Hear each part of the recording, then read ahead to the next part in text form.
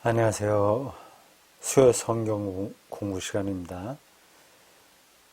추석 연휴가 시작됐죠. 오늘부터 언제까지죠? 4일까지, 10월 4일까지니까 한 5일 되네요. 어떤 회사에서는 28일, 29일 이것도 쉬게 해서 그러니까 그 전 토요일까지 하면 거의 9일 정도 연휴를 하는 데도 있는 것 같습니다. 자, 다들 이제 좋은 시간들 보내실 겁니다. 오늘 이렇게 이 수요 공부 시간에 맞춰서 들어오실 분들은 뭐 별로 많지는 않을 텐데 뭐 몇 분만 계시더라도 뭐 큰 상관은 없습니다. 지금 라이브로 들어오지 않더라도 나중에 또 듣는 분들이 있으니까 그렇게 하면 됩니다. 물론 이것도 라이브로 나가지는 않습니다. 제가 일단 녹화를 해서 올린 다음에 이제 최초 공개 나갈 때 저도 거기 들어가서 이런저런 보충 발언하고 뭐 그런 방식으로 합니다. 오늘 우리가 예레미야 29장 하겠습니다. 까마득하게 오래전 이야기입니다. 27, 28, 29장 이 세 장은 같은 그 시점 연도에 해당하는 겁니다. 몇 번 말씀드렸죠.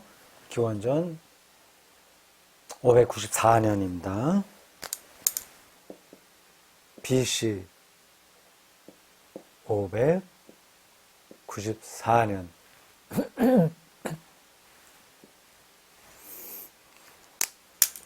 요 해수를 기점으로 해서 벌어진 어떤 사건들을 쭉 설명하고 있습니다. 오늘 우리가 공부하게 될 29장, 이거는 이것도 같은 횟수죠. 횟수, 594년인데 전체적으로 핵심을 짚는다면 이겁니다. 예레미야가 바빌론의 포로로 간 사람들에게 편지를 보낸 거예요.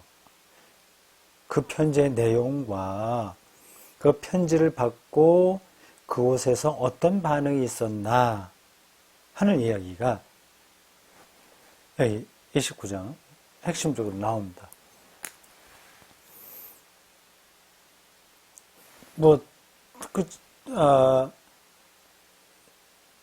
이상하게 생각하지 않으시죠? 바빌론 포로는 587년인데, 어떻게 이때 벌써 포로가 있었단 말이냐, 그렇게 생각할 수 있습니다. 그건 제가 몇 번 말씀드렸으니까 여기서 다시 또 반복하지 않겠어요? 이미 일단 한번 포로로 잡혀갔어요. 597년에. 항복해서 갔습니다. 일부가 거기 가 있어요. 왕도 거기 사로잡혀 갔습니다. 그 왕 이름이 여기도 나올 겁니다. 여고니아든가.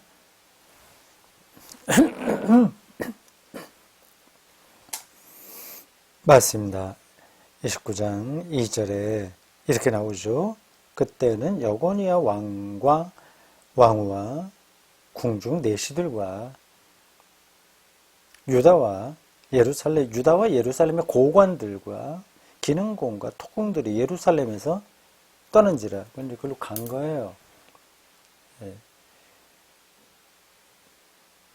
그리고 597년은 예루살렘이 완전히 침략당해서 파멸된 때입니다. 왕조가 이때 끝나게 되죠. 597년에 바벨론으로 포로로 잡혀간 사람들, 여기 왕을 비롯하여 상당히 많은 사람들이 포함되는데, 이제 그들도 거기 가서 살고 있잖아요. 이제 그들에게 어떻게 살아야 되냐 하는 것을 예레미야가 선지자로서 편지를 보낸 겁니다. 어디 인편을 통해서 보냈어요. 그건 이제 뒤에 나옵니다. 누구에게 보냈나 나와요. 그 편지가 이제 좀 문제를 일으키게 되죠. 거기서 벌어졌던 여러 가지 밀고 당기는 그런 문제들, 그 역사를 바라보는 다른 관점들, 그러니까 논란 그런 것들이 여기 29장에 나옵니다. 27, 28, 29. 이 세 장은 예레미야 선지자와 적대적으로 대했던 선지자들과의 그 사이에서 벌어지는 문제들의 배경으로 된 겁니다. 29장이 좀 길죠. 28장은 17절까지 있었어요. 거기는 이제 하나냐라고 하는 한 사람, 적대적인 선지자가 나옵니다. 그 하나냐는 죽었어요. 뭐 격투기에서 이제 예레미야하고 맞짱을 떴다가 완전히 이제 KO 당한 거죠. 거기 좀 짧아요. 근데 29장은 32절까지 있습니다. 이거 뭐 다 읽기도 쉽지가 않아요. 여기에는 특별히 좀 다른 이야기가 중간에 또 끼어 들어와서 더 길어졌습니다. 16절에서 20절까지는 원래 이 흐름하고는 직접적인 관계가 없는 내용이 들어온 거예요. 그건 이제 예레미야서에는 그런 텍스트들이 많이 있다고 여러 번 제가 말씀드렸습니다. 생각해 보십시오. 이게 지금부터 2600년 전 고대 그 유대 땅에서 벌어졌던 일들인데, 이게 누가 역사가가 딱 앉아서 일일이 다 기록한 것도 아니고요. 인터넷도 없었고, 언론도 그 뉴스를 담을 만한 그런 건 아무것도 없는 그런 때입니다. 그리고 예레미야가 그 유대를 대표하는 선지자도 아니었고, 또 반대자들도 많았고, 한 거예요.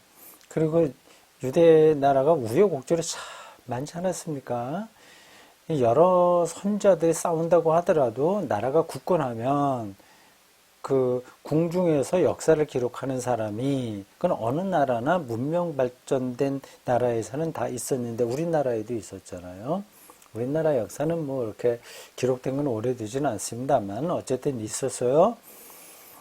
나라가 굳건하게 서 있어서 그 정식으로 그 관리로서 그런 걸 기록한 사람이 있었다면, 계속 이제 이어졌다면 어느 정도 객관적인 사실들을 잘 정리해 놓을 수 있었을 텐데, 유대가 뭐 그렇지 못하거든요.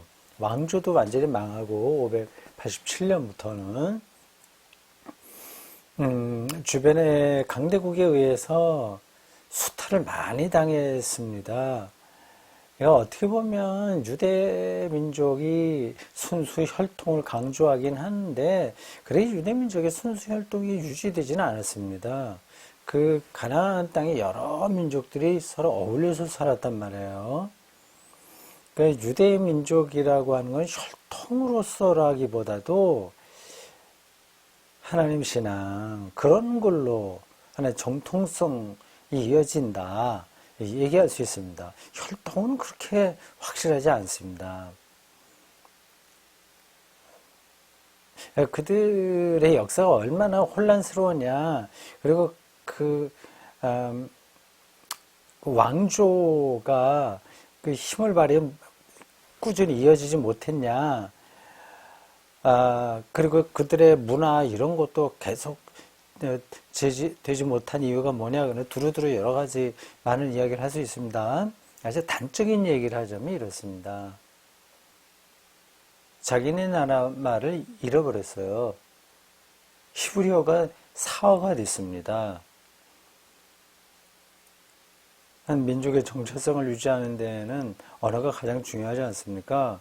그 자기네 나라 말도 잃어버릴 정도면 뭐, 그럼 이제 자기들이 유대인이라고 하는 자의식 이런 것들이 없어지는 거죠. 아람어를 사용했습니다. 예수님 당시 그 점점에다가 다 없어진 거예요. 이 국력이 쇠했다는 겁니다. 그러니까 어떤 특별한 계기가 주어지지 않았다면 혹은 하나님 신앙이 좀 약화되었다면 그 유대 민족은 역사에서 사라졌을 겁니다. 그래서 사라진 민족이 뭐 한둘이에요. 자, 예레미야 52장까지 있죠. 그러니까 누가 한 사람이 역사를 쭉 예레미야에 관계된 거를 일목요연하게 기록한 건 아닙니다.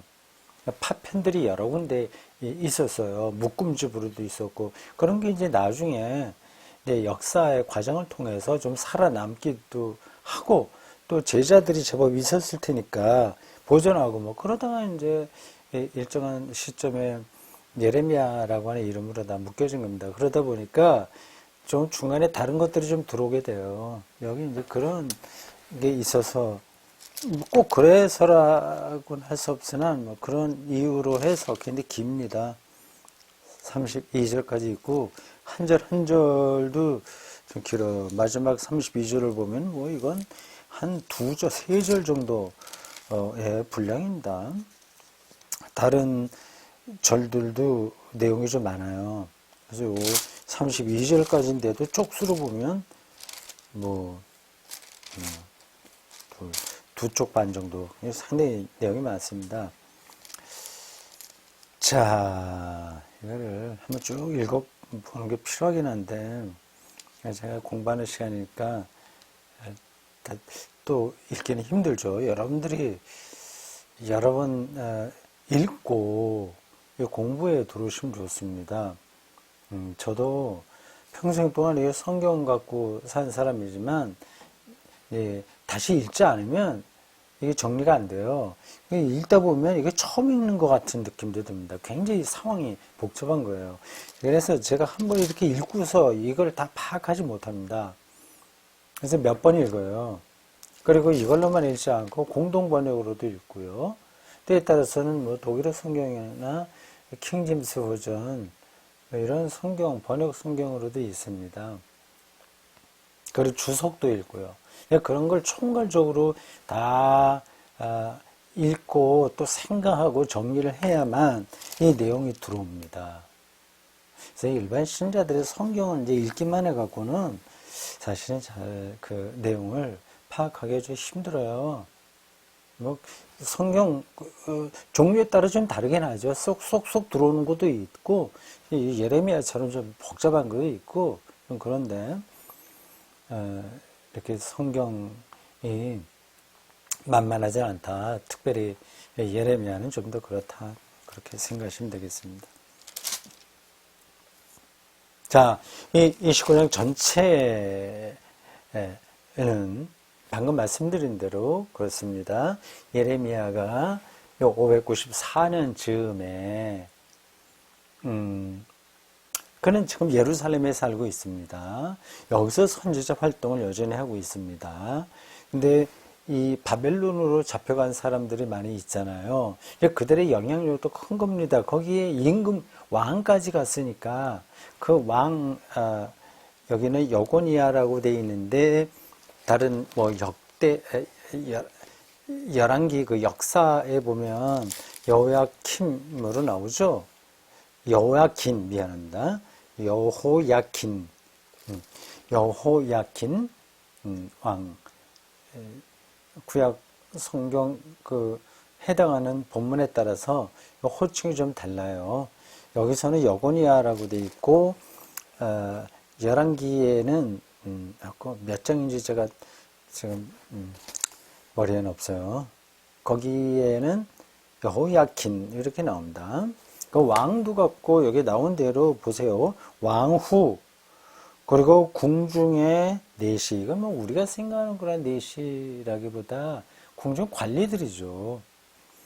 그리고 유다 예루살렘, 그건 전체를 얘기하는 거예요. 유다 예루살렘 고관들, 고관, 뭐 귀족들, 기능공, 뭐 칼 만드는 사람, 뭐 도자기 굽는 사람, 뭐 이런저런 그 기능공들도 갖고 토공이 여기 있네요. 도자기 만드는 사람, 기술자들이죠. 저 첨단 기술자들, 저는 다 다는 아니겠죠. 예루살렘에 있는 사람들이 그 사람들이 다 간 건 아니나 상당한 수의 사람들이 바벨론으로 자의반, 타의반 갔다. 보면 됩니다. 타의가 핵심이긴 하겠죠. 그러나 이 기회에 좀 선진 문명을 좀 뭐 경험하고 싶다, 또 거기 가서 배우고 싶다 해서 따라간 사람들도 없지 않을 겁니다. 일제시대에 우리나라 양반 자제들이 일본으로 유학을 많이 갔잖아요. 비슷한 겁니다. 뭐 마음 편히 가지는 못했으나 그래도 이제 가고 싶은 마음이 있어서 가서 공부하는 거죠. 여기도 이제 그런 사람들이 제법 있었을 겁니다. 상당히 지도력이 있고 여론을 형성하는데 중요한 사람들이 바벨론에 가 있는 거예요. 그래서 그들이 어떤 생각을 하느냐에 따라서 예루살렘에 남아있는 사람들도 영향을 받을 수밖에 없는 겁니다. 예레미야는 지금 예루살렘에 있습니다.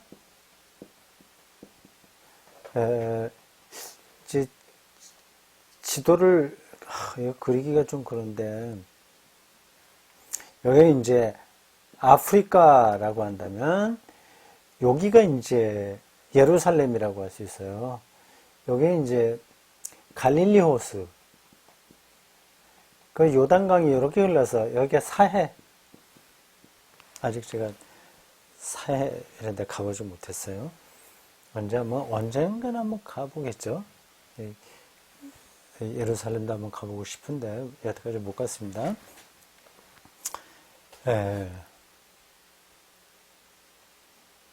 언제쯤 갈 수 있을까요? 더 늙기 전에 가긴 해야 되는데 80살 전에는 가야 되는데 이제 여긴 지중해입니다. 예루살렘.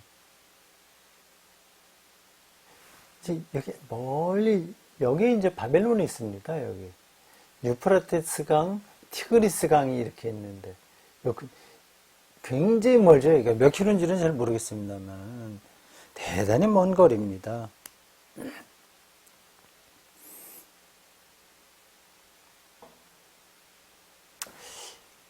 중요한 사람들에게 많이 가 있었기 때문에 뭐 자주 연락을 못 한다고 하더라도 여기 이제 느부갓네살 왕이 있고요. 그래서 이 사람들이 여기 예루살렘하고 계속 이렇게 뭐 자주는 아니라고 하더라도 이렇게 사절단도 오고 가고 또 자기네 고국이니까 또 사람들 또 보내서 뭐 소식도 전하고 또 여기서 또 얻으러 좀 가기도 하고 여기 뭐 지인들이 있으면 오가고 뭐 그런 거 하지 않았겠습니까? 당연히 그렇죠. 그러니까 여기 바벨론 선진국이죠. 큰 나라죠. 그러니까 거기에 포로로 잡혀가긴 했다고 하나 근데 거기 가서 이제 사는 겁니다. 노예처럼 사는 건 아니고 가서 이제 소수민족으로 사는 거죠. 근데 그 사람들이 여기 예루살렘에 있었던 임금을 비롯해서 거기 포로로 잡혀갔던 사람들이 이쪽에 영향을 많이 미칠 수 있는 겁니다. 그래서 예레미야가 여기 있는 교포들에게 말하자면 그렇게 할 수 있습니다. 교포들 일본에 가서 사는 뭐 징용을 갔든가 유학을 갔든가 그런 사람들에게 이렇게 편지를 보내듯이 아니면 미국으로 가서 사는 교포들에게 이렇게 하듯이 그렇게 쓴 겁니다. 핵심적으로는 그거예요. 자, 됐습니다. 그 전체를 여러분들이 이해하셨죠? 그럼 뭐 29장은 공부를 다 한 겁니다. 그래서 세부적인 거는 우리가 이제 하는 데까지 좀 하면 되겠어요.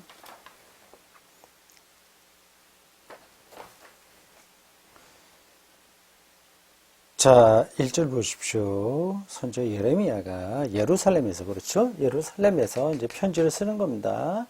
느부갓네살이 예루살렘에서 바벨론으로 끌고 간 포로 중 남아있는 장로들과 이 바벨론을 끌고 간 거 얘기 보냈는데, 그때는 여고니아 왕과 왕후와 뭐 아까 2절에서 읽은 겁니다. 근데 읽다 보니까 요 1절에서 얘기하는 남아있는 자들, 그 장로, 제사장, 선지자, 백성, 요거하고 또 2절에 나와 있는 여고니아 왕을 비롯하여 기능공, 토공들, 이런 사람들이 그 바벨론으로 가게 된 시점이 다른 것처럼 느껴지네요. 보이네요. 제가 그걸 준비하면서 그걸 느끼지 못했습니다. 뭐, 비슷하겠지, 똑같이 갔겠지 생각을 했는데, 지금 다시 읽다 보니까 좀 다른 것 같이 보입니다. 이거는 모르겠어요. 그냥, 그래 중요하진 않습니다. 근데 이 사람들이 다 바벨론에 있는 거예요. 근데 그거를 이제 강조하기 위해서 2절에서 뭐 왕과 뭐 고관들 이런 거까지 다 얘기하네요. 어쩌면 이 장로, 제사장, 선자 모든 백성이 가 있고 그 다음에 또 이 여고니아 왕을 비롯해서 이 사람들이 또 끌려간 건지 뭐 그럴 수도 있습니다. 하여튼 그 시점을 얘기합니다. 3절 유다 왕 시드기야는 꼭 여러분들이 알아둬야 될 왕 이름입니다. 시드기야.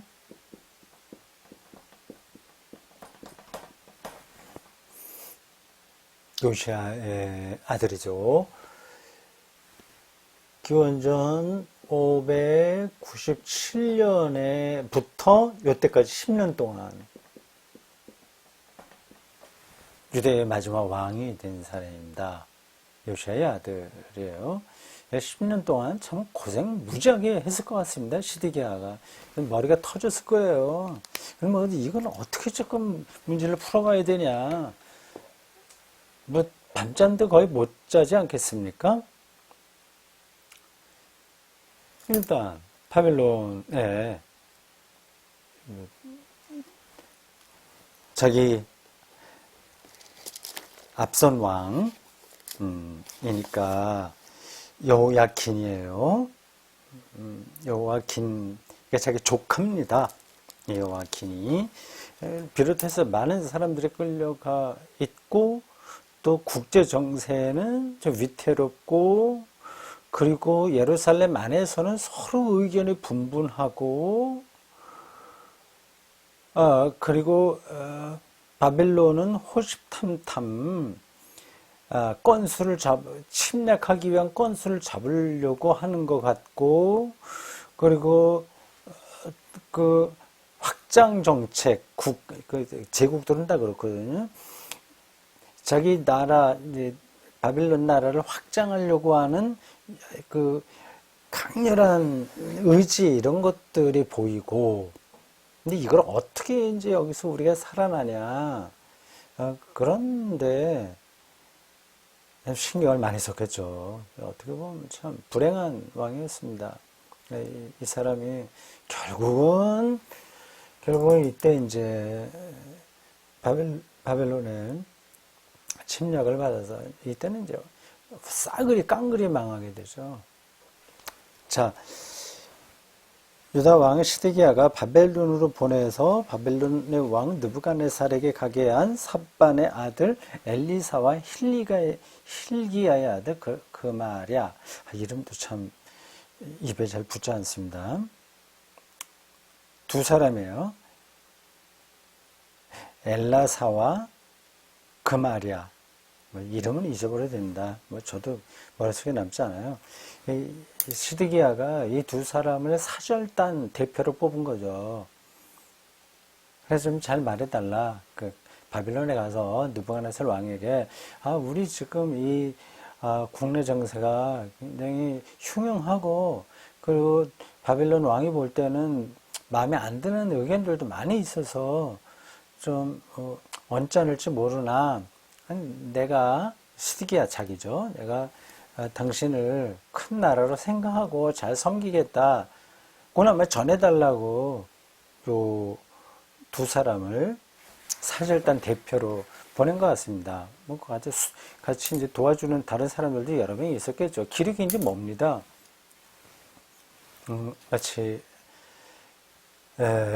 옛날에 우리나라 뭐 고려, 뭐 조선 이런 나라가 중국 뭐 북경이나 뭐 이런데 사절단 보내는 거하고 비슷하죠. 거의 비슷합니다. 그때 그 사절단을 통해서 예레미야가 편지를 쓴 거죠. 편지를 보낸 거죠. 그 내용은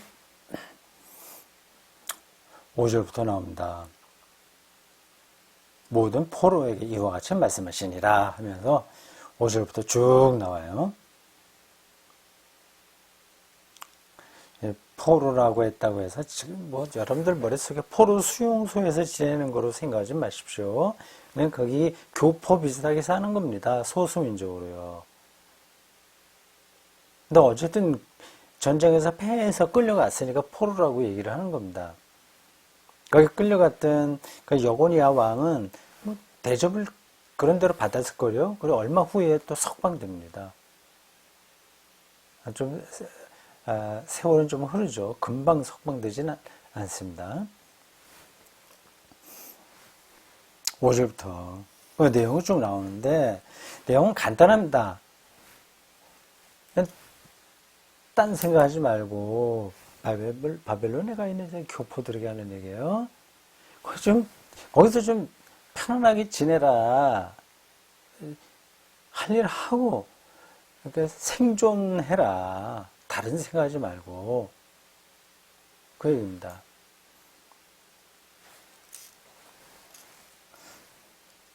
그 5절 보세요. 너희는 집을 짓고 살며 텃밭을 만들고 열매를 먹으라. 아내를 맞이하여 자녀를 낳으며 너희 아들이 아내를 맞이하면 너희 딸이 남편을 맞아 그들로 자녀를 낳게 하고 너희가 거기에서 번성하고 줄어들지 아니하게 하라.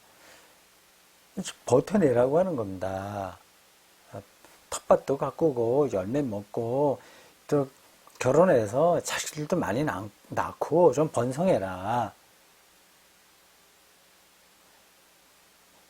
그렇게 얘기한 겁니다. 근데 반대로 얘기할 수도 있어요. 야, 우리 이렇게 살아서 포로로 살면 되냐? 당신들 내가 비밀로 얘기하는데 빨리 거기 독립을 하든지 거기서 탈출하든지 아니면 바빌론 좀 이렇게 뭐 안 되도록 뭐 좀 그렇게 좀 뻔때를 보이고 사회를 소유하게 시끄럽게 만들고 좀 해라. 이렇게 할 수도 있는 겁니다. 하나님의 백성이 어떻게 이방 왕과 같이 그 지배 밑에서 사냐. 참 창피하다. 이렇게 선동할 수도 있었던 거예요. 그런 사람들 당연히 있었습니다. 근데 바벨론은 요 대목에서 그냥 참고 거기서 번성하고 그냥 쉽게 그냥 잘 먹고 잘 살고 있어라. 지금은 그럴 때다. 얘기합니다. 더 나가서 7절에 이렇게도 얘기해요. 너희는 내가 사로잡혀가게 한 그 성읍의 평안을 구하고 평안. 그러니까 바벨론이 평화로워야 된다는 얘기입니다. 이상하죠. 자기들을 포로로 잡아간 사람들의 평안을 빌라고 얘기하네요. 그들을 위하여 여호와께 기도하라. 이는 그 성읍이 평안함으로 너희가 평안할 것입니다. 예. 그 바벨론이 평안해야 너희들도 평안하다. 실용적으로 이렇게 보는 겁니다. 실질적으로 그런 거죠. 이게 사회가 혼란스러워지면 가장 약자들이 힘든 겁니다. 그 바벨론이 시끄러워지게 되면 소수민족으로 가 있는 이 유대 민족들이 가장 힘든 거예요. 그러니까 그런 문제 일으키게 하지 마라. 오히려 그 협조 잘하고 좀 사회가 평안하도록 바벨론이 그래 되도록 하나님께 기도해라 얘기합니다. 그러니까 어떤 사람들의 눈에는 예레미야의 이 말들이 정말 비신앙적인 것처럼 들리는 겁니다. 어떻게 이방을 위해서 기도하냐. 근데 거긴 하나님이 벌하라고 기도해야지 어떻게 평안하도록. 저는 오늘 이 본문을 읽으면서 그러니까 바벨론에 무조건 평안을 비는 게 무조건 선한 건 아니에요. 상황이라고 하는 게 있습니다. 그러니까 평안이냐 전투냐 이런 것들도 상황에 따라 달라지는 겁니다. 지금은 평안할 때예요. 평안을 빌어야 될 때요. 지금 이 민족의 독립을 위해서 싸운다고 하는 것은 이건 아무 도움이 되지 않는 겁니다. 그것을 예레미야는 뚫어봤어요. 근데 어떤 선지자들은 뚫어보지 못하고 그냥 애국심에 막 호소해갖고 우리가 이제 이긴다. 하나님께서 바벨론을 친다. 멍에를 부셔버린다. 이렇게 부추긴 거죠. 선동한 거죠. 그러니까 어떤 메시지가 늘 일반적으로 옳지만은 않습니다. 이 평안을 구하라고 하는 게 늘 옳은 건 아니에요. 그러나 그때는 맞는 거예요. 그걸 구분하기가 정말 쉽지 않습니다. 우리가 지금 사회에 나가서 이렇게 살아야 될 때인지 아니면 딱 끊고 수도원 생활하듯이 이렇게 살아야 될 때인지 그건 이제 때에 따라 다른 거죠. 개인에 따라 다르기도 하고. 저는 오늘 이 말씀을 읽으면서 이런 생각이 들었습니다. 지금 북한과 남한의 관계예요. 그러니까 북한의 평안을 빌어야 될 때냐 지금? 아니면 그놈들 정권 무너져갖고 우리 대한민국 민주주의 자본주의 시장 논리 이것으로 북한까지 다 통일해야 되냐, 그걸 우리가 막 강조해야 될 때냐 어느 거냐, 그런 거하고도 좀 비슷합니다. 저는 개인적으로 북한의 평안을 위해서 기도할 때다 생각합니다. 아직까지는 그쪽이 평안해야 우리에게도 좋습니다. 김정은 정권이 흔들리면 어떤 일이 벌어지는지 아시죠? 이건 누구나 좀 국제정세를 아는 사람들은 다 아는 겁니다. 김정은이라고 하는 강력한 그 통치, 그게 옳으냐 그러냐가 지금 문제가 아니에요. 어떤 아주 근원적인 사태에서는 선악의 문제가 도덕적이냐 아니냐가 그렇게 중요하지 않습니다. 그건 또 다음번의 문제예요. 지금 그 하나님 신앙이라고 하든지 뭐 그런 관점에서 보면 예레미야는 지금 설교를 잘못하는 겁니다. 어떻게 바벨론을 향해서 평안을 빌라고 이렇게 설교할 수 있습니까? 김정은 정권이 무너지면, 흔들리면 문제가 많습니다. 남한도 큰 문제가 벌어집니다. 난민들이 많이 발생하게 되겠죠. 이거 제가 설명할 필요도 없습니다.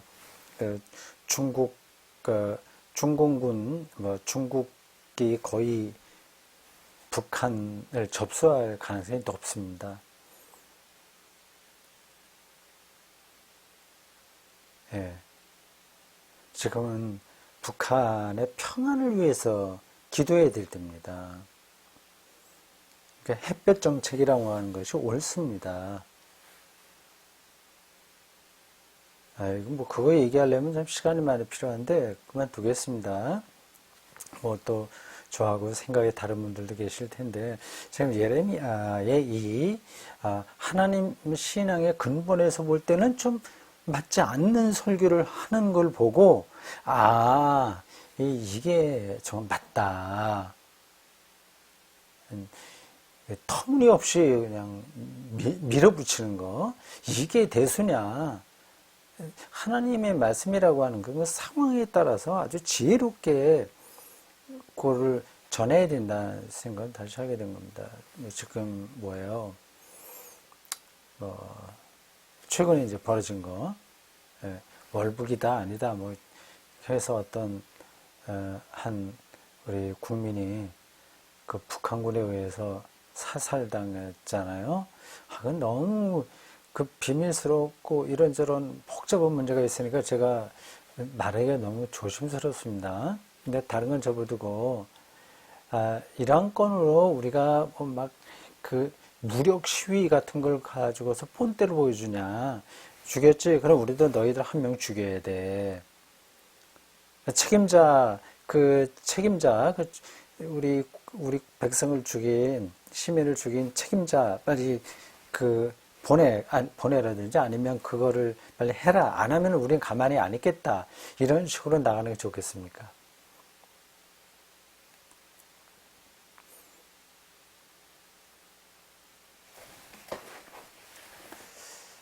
자, 봅시다.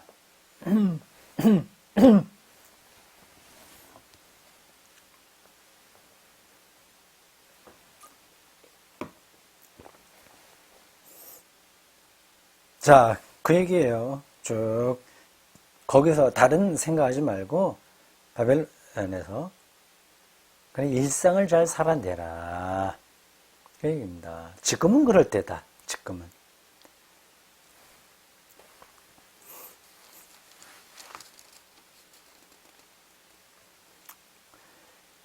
15절 보십시오. 내가 말하기를 여호와께서 너희가 말하기를 미안합니다. 너희가 말하기를 너희는 누구예요? 바벨론에 있는 교포들이에요. 너희가 말하기를 여호와께서 우리를 위하여 바벨론에서 선자를 일으키셨느니라. 그렇게 얘기하는 거예요. 뭐 예루살렘에 있는 선자들만이 아니라 예레미야 잘났다고 저렇게 선포하는 그 사람들만이 아니라 이미 이 바벨론에 와 있는 우리 교포들 중에서도 선지자가 났어. 뭐 그렇게 얘기하는 겁니다. 근데 미국 교포들 중에서도 목사들 많잖아요. 그거 비슷한 겁니다. 16절부터 20절은 다른 이야기예요. 이건 빼겠습니다. 제가 더 설명할 것도 있긴 있는데 그건 빼고 15절에서 21절로 가는 게 맞아요. 15절에서 선지자들을 일으켰다고 자기들이 얘기하는 겁니다. 바벨론에 여기 있는 사람들이. 근데 그 대표자가 누구냐? 21절에 아합과 시드기야입니다. 아합과 시드기야. 이 아합이라고 하는 그 북이스라엘의 왕도 있었어요. 그 왕이 아닙니다. 그리고 시드기야가 나오죠. 그 시드기야는 요 시드기야가 아닙니다. 다른 선지자로서의 이제 바벨론에 포로로 잡혀간 사람들 중에 몇몇 사람으로서 이 선지자의 소명을 받은 사람들이죠. 이제 그들을 향해서 예레미야가 얘기하는 겁니다. 그들은 내 이름으로 너희에게 거짓을 예언한 자라. 이렇게 하나님의 말씀을 예레미야가 대언하는 거예요. 바벨론에서 이제 선동하는 거죠. 자기 교포들을. 내가 그들을 바벨론의 왕 느부갓네살의 손에 넘기리니 그가 너희 눈앞에서 그들을 죽일 것이라. 이 두 사람이 아합과 시드기야가 처형당한 것으로 보입니다. 느부갓네살에 의해서요. 당연히 느부갓네살 왕의 입장에서 보더라도 그 소수민족으로 와 있던 사람들을 막 선동해서 뭐 바빌론 운동을 펼치게 하고 우리 돌아가자 뭐 이런 거를 하는 주동자들 아닙니까? 그러니까 이 사람 두 사람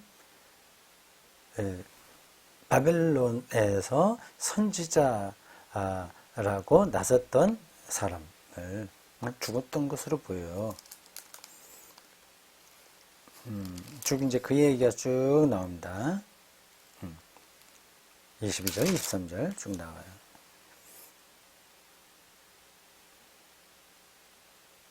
예, 24절에서 32절까지는 예레미야의 서신을 받아본 뒤에 어떤 일이 벌어졌는지에 대한 이야기입니다. 예레미야가 보낸 서신의 내용의 골자는 아까 말씀드렸죠? 거기서 시끄럽게 하지 말고 조용하게 그냥 장가오시 까고 먹고 살고 텃밭 가꾸고 일단 거기에 이제 또 한 사람 이제 선자가 나타납니다. 스마야라고요. 이 스마야도 앞에서 말한 아합과 시드기야 선지자처럼 예레미야의 메시지에 반대되는 걸 말하죠.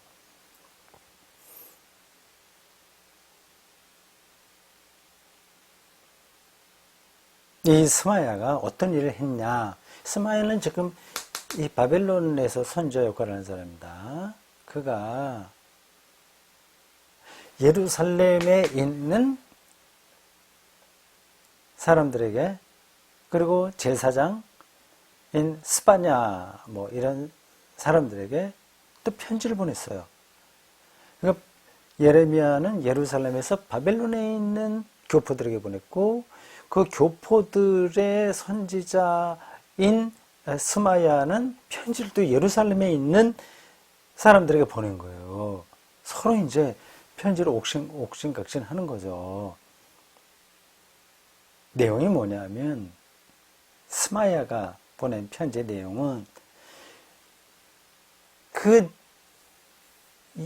예레미야 저 따위를 그냥 두냐 완전 직위 해제시키고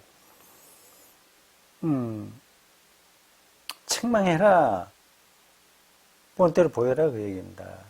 예레미야가 잘못됐다는 얘기죠. 그 당시에 어떤 관점으로 보면 예레미야는 조금 그 민족의 관점에서 볼 때 타협적인 것 같아요. 그만 얘기하겠습니다. 아까 얘기한 건데 자꾸만 반복하네. 27절 보십시오. 이제 네가 어찌하여 너희 중에 선지자 노릇을 안 하도서 예레미야를 책망하지 않냐. 이거 예루살렘에 있었던 제사장 스바냐에게 왜 예레미야를 가만둬도 그러면 안 되지. 그런 얘기입니다. 28절 이건 예레미야예요. 그가 바벨론에 있는 우리에게 편지하기를 오래 지내야 하리니 빨리 우리는 돌아가고 싶은데 오래 지내야 하리니 너희는 집을 짓고 살며 밭을 일구고 그 열매를 먹으라 하셨다라 앞에서 나온 이야기예요. 저렇게 편지를 쓰고 하나님 말씀을 전하는 예레미야 이거 잘못된 거야. 그렇게 편지를 써서 예루살렘의 대표적인 제사장인 스바냐에게 보냈는데 다행스럽게도 스바냐는 예레미야에게 우호적인 사람이었습니다. 29절을 보면 제사장 스바냐가 스마야의 글을 예레미야에게 전해준 거예요. 스마야는 그럴 줄 몰랐죠. 스바냐에게 글의 편지를 쓰면 예레미야를 어떻게 좀 혼쭐을 낼 거라고 생각했는데 오히려 그렇게 안 됐습니다. 좀 실감이 나죠?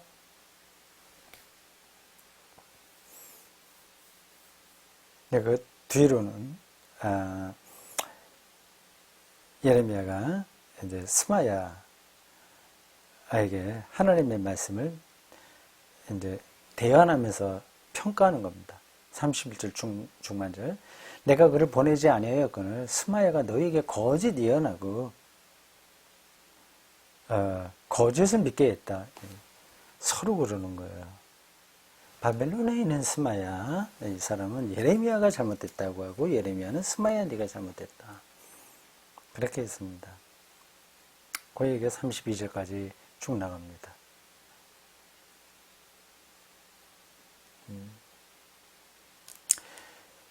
자, 여기까지입니다.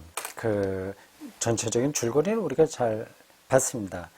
그래도 한 가지 좀 신앙적인 구절 하나만 이렇게 짚고 끝내겠습니다. 12절과 13절이에요. 예레미야가 바벨론에 있는 교포들에게 주는 메시지 중에 한 구절입니다.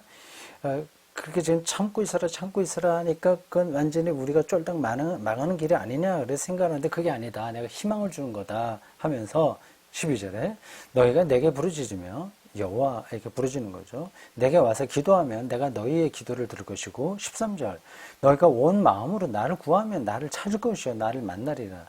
유명한 구절이죠. 13절 특별히 기억하십시오.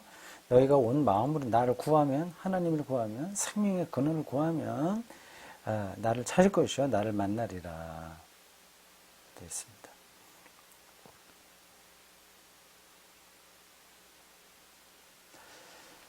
자, 오늘 여기까지 하겠습니다. 추석 연휴 개천절까지 다 포함돼서 있습니다. 편안하게 코로나19지만 여러분들 영적인 평상심을 잃지 말고 성실하게 우리가 한 시민으로서 방역 수칙 잘 지키면서 영적인 평상심도 또 잊지 말아야 됩니다.